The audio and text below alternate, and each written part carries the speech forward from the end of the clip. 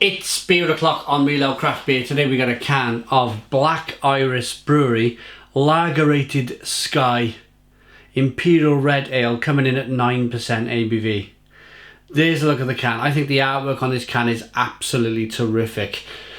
This beer surely would stand out to you in your beer store. You would see that a mile away and go, what's that over there? They're based in Nottingham in the UK. Let's get this can out into a glass and see what we get. It's a 440 milliliter can.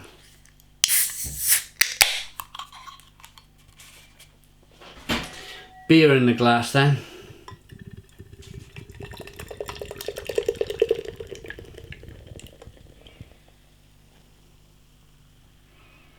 It's created a 4-finger, slightly off-white head, maybe even a 5-finger.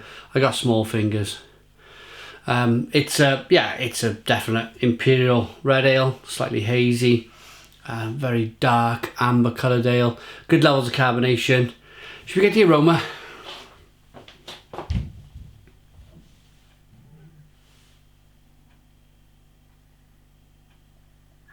Yeah, really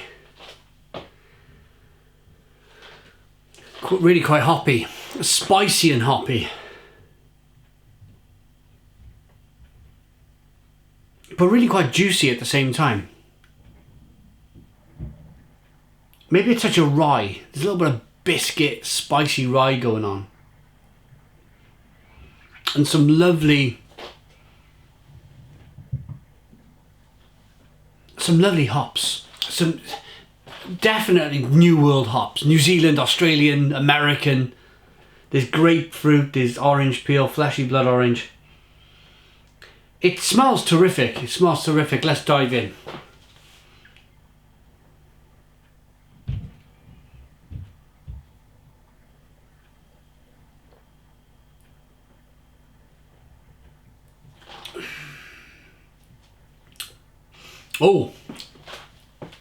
Oh yeah, that's lovely. Stone the Crows, that's a lovely beer.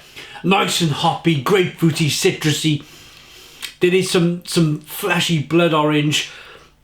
And it's all hiding behind a spiciness, a nice bitter spiciness that just rolls on your palate. Maybe, I'm pretty sure that there's some rye in this beer. Malted barley, wheat, sugar, hops, yeast and water. I am wrong. But I'm not far away. Maybe it's the hops. Maybe it's the darker malts that they've used in the beer. There's just giving me a sense that there's some spicy rye in the beer. It is definitely spicy. It is definitely bitter and hoppy on the back end.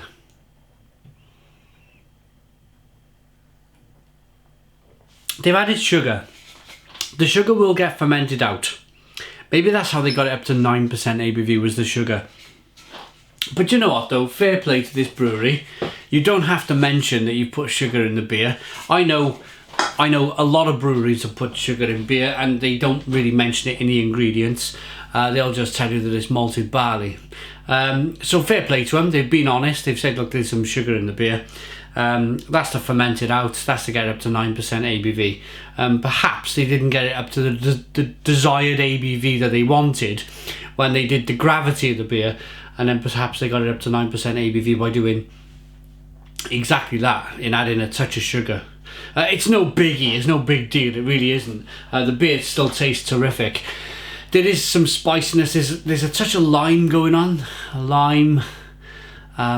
fleshy blood orange, orange peel.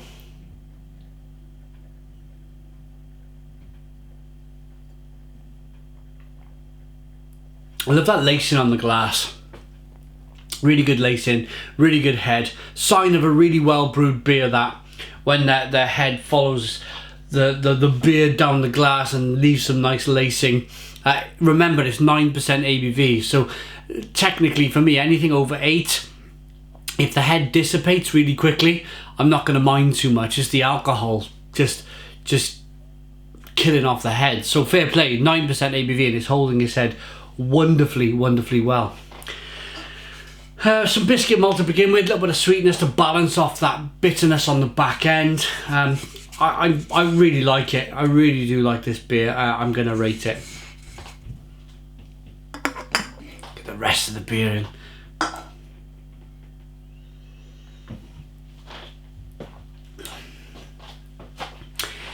It's drinkable for a 9% ABV beer in terms of mouthfeel. It's got a very good drinkability to it. I like the spiciness. I like the little bit of warming sensation you get from the alcohol by the ABV, the alcohol by volume, that just hits and warms the pit of your stomach. It's a very good beer. It's a very good looking beer. It's got a nice aroma and it's got a fantastic taste. I like this enough to give it a Stone the Crows 9 out of 10. It's a 9 out of 10 from Reload Craft Beer. Please put your comments in the comments box. Subscribe to our daily beer reviews. Give us a big fat thumbs up. Boom! And cheers.